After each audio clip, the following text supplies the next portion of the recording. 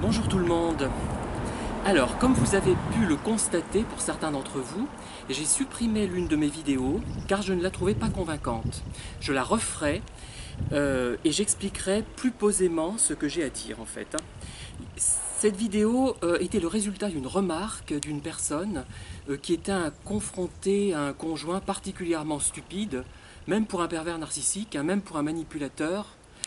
C'était d'une stupidité telle que je ne pouvais pas ne pas réagir, mais je vais le faire plus intelligemment et je vais creuser mon sujet pour contrer cet ignoble individu, cet être proche de quoi? De l'imbécilité la plus complète, la plus absolue. Voilà. Bien. Mais là, je suis présent derrière cette caméra, ou devant cette caméra plutôt, puisque je suis filmé, mais je filme aussi, je suis virtuellement présent de l'autre côté, d'une certaine manière. Bref, je voulais intervenir sur la notion d'amour que le pervers narcissique peut avoir pour nous, et l'inverse. Alors, ça ne va pas forcément répondre à vos questions, mais je voulais intervenir depuis longtemps là-dessus, tellement j'étais agacé, énervé, excité, après avoir entendu une vidéo. Alors, c'est une vidéo qui répond à la question « Le pervers narcissique vous aime-t-il » Bon, le manipulateur vous aime-t-il, puisque je vais reprendre cette expression manipulateur. Alors, la personne explique que pour elle, l'amour, c'est un partage, c'est se sentir bien avec l'autre, que l'autre se sente bien avec vous. C'est un lien de confiance, de respect, c'est l'envie instinctive de continuer avec l'autre jusqu'au bout de la vie.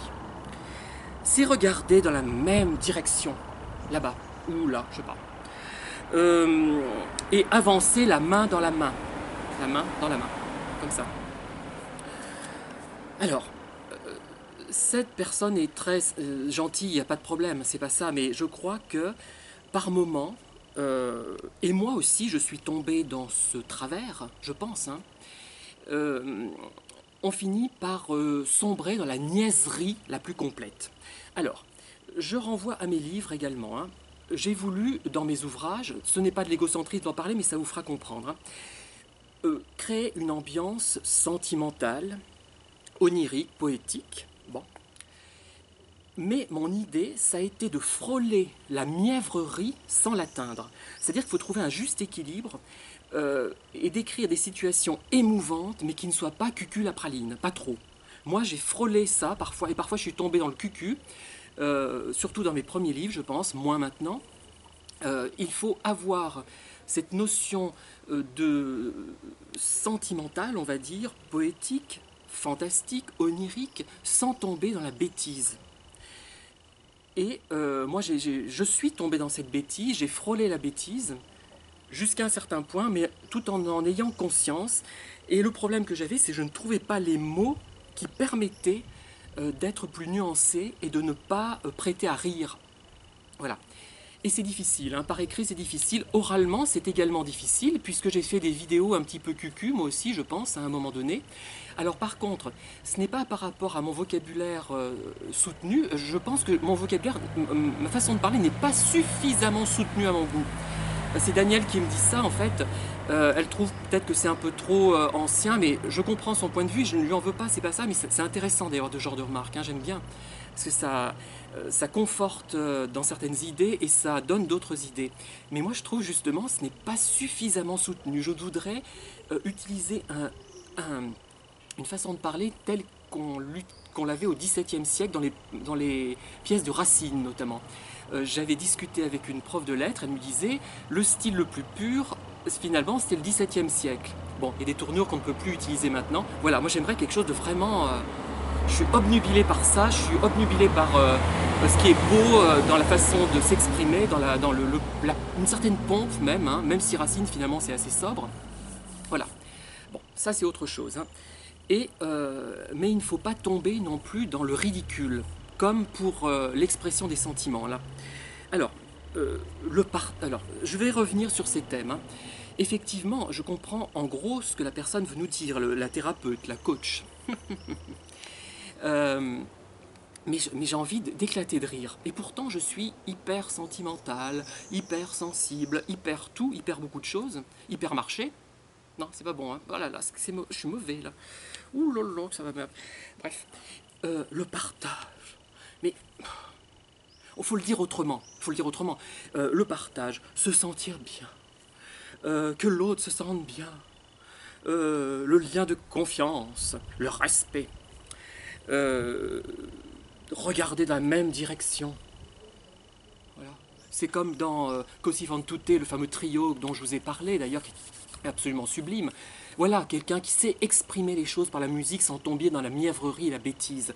Voilà, par exemple, il y a Richard Strauss qui fait ça, il y a Wolfgang, il y a Amadeus Mozart, il y a qui, il y a parfois, comment il s'appelle, Verdi parfois, et quelques autres, hein. Mais là, franchement, je crois, après avoir entendu ça, que je préfère l'amour perfide, l'amour néfaste, l'amour, on va dire, tordu des pervers narcissiques, plutôt que de subir quelqu'un qui va regarder dans la même direction que moi, qui va partager, qui va se sentir bien avec moi.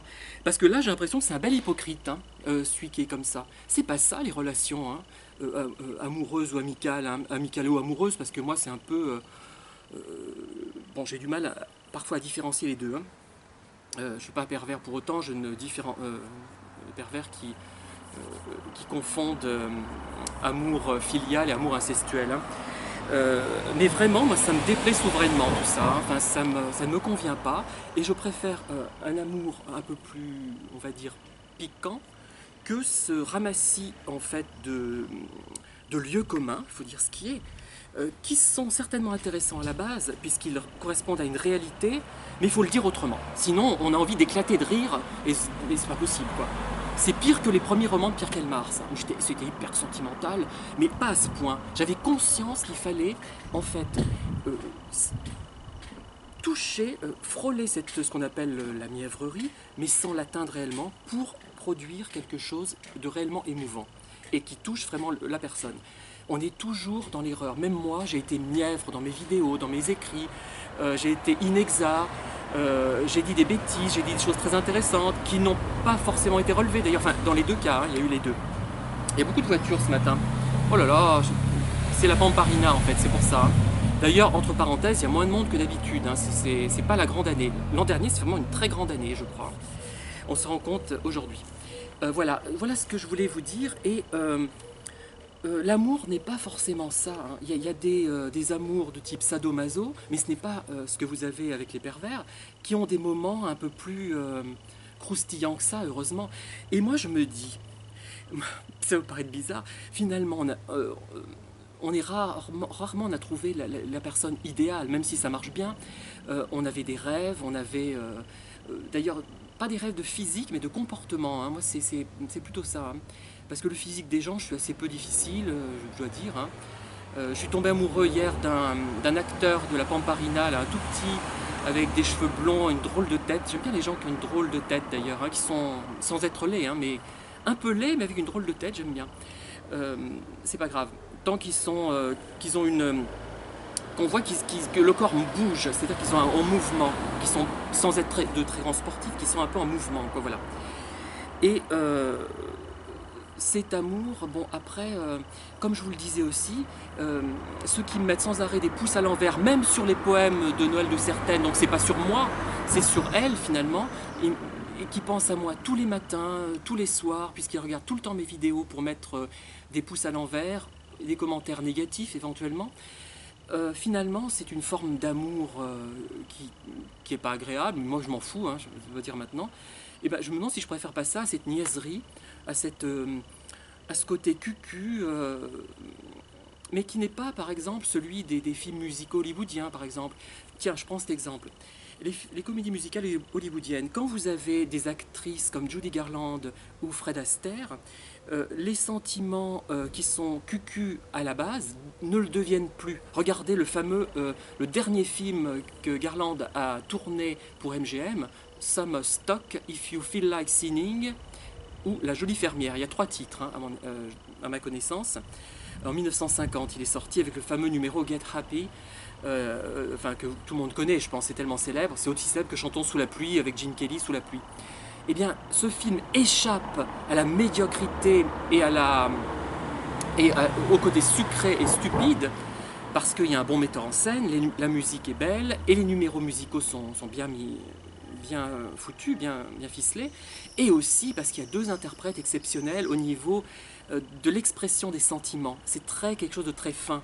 Ce sont de grands interprètes à ce niveau-là. Judy Garland, c'était une très bonne chanteuse, malgré sa voix grasseyante, hein, il faut le dire, hein, il y a ce défaut de voix qui s'est accentué avec les années, qui était un atout au départ, mais qui est devenu un défaut vers la fin de sa carrière, puisqu'en plus elle avait une mode de vie qui n'était pas idéale.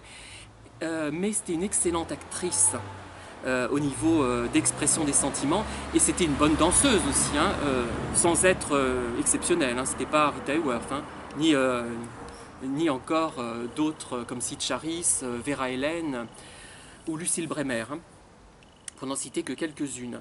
Voilà. Mais c'est ça qui fait la différence. Alors ça, moi, j'ai envie de l'exprimer, mais différemment. Pas d'une manière niaise. Mais j'en veux pas à la personne qui l'a exprimé, hein.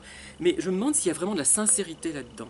Moi, ça me semble insincère, ça me semble manquer de sincérité, ça me semble faux, factice, regarder dans la même direction. Oh, on a l'impression d'une personne bourgeoise bohème ou New Age, on appelle ça dans les gens qui... Ces gens riches, moi avec mon mari, je regarde dans la même direction. Nous regardons tous les deux dans la même direction, vers cet arbre-là qui a besoin d'ailleurs, il y a une branche qui est en train de tomber, il faudrait qu'on la coupe, hein, entre parenthèses. Hein. On regarde là. D'ailleurs, je regarde pas dans la même direction que lui parce que en ce moment, je vois un peu flou puisque j'ai pas mes lunettes, puisque je voudrais qu'on voit mes yeux, puisque ça, on les voit pas quand j'ai mes lunettes. Enfin bref, je vais regarder vers ce lupin qui est en train de faner là. Il monte en graines. Je fais exprès pour que les graines se répandent dans le jardin, qu'il y a plein de lupins qui poussent après. Ça va faire de jolies petites fleurs. Ça va être sentimental. Je suis méchant, je sais par moments, mais je n'en peux plus. Moi, je peux plus. Je n'en peux plus. Je suis à bout de résistance par rapport au cynisme. J'aime pas non plus le cynisme, hein, l'excès inverse, ou à cette niaiserie, cette mièvrerie. Mais j'arrête, vous avez compris hein, où je voulais en venir. Et surtout que c'est embêtant de dire ça, que quand on vérifie après les cartes bleues, on va dire, vous imaginez que je vous parle de ça et puis je vous dise à la fin, c'est 100 €. Non, ça cadre pas. Enfin, moi, je sais pas, il y a quelque chose qui me plaît pas. Je sais pas si je vais continuer longtemps ces vidéos parce que je les regarde de moins en moins parce que je ne peux plus. Hein. Certaines sont très intéressantes dans d'autres domaines scientifiques notamment, mais il y en a vraiment, je ne peux plus. En tout cas, je regarde toujours dans la même direction, moi, en direction de cette webcam, enfin de ce caméscope, je vous regarde. Et je vous dis en tout cas à bientôt pour encore quelques nouvelles vidéos si je tiens le choc. Je n'en peux plus. Adieu donc. Je regarde dans cette direction et puis aussi dans cette direction vers la vigne vierge. J'ai essayé de planter une vigne vierge mais ça ne va pas. Elles ne prennent pas mes vignes vierges. Je ne sais pas ce que je fais. Tout le reste de mes plantations ça prend. Mais les vignes vierges, je ne comprends pas. Voilà. Sur ce, je vous laisse. Adieu.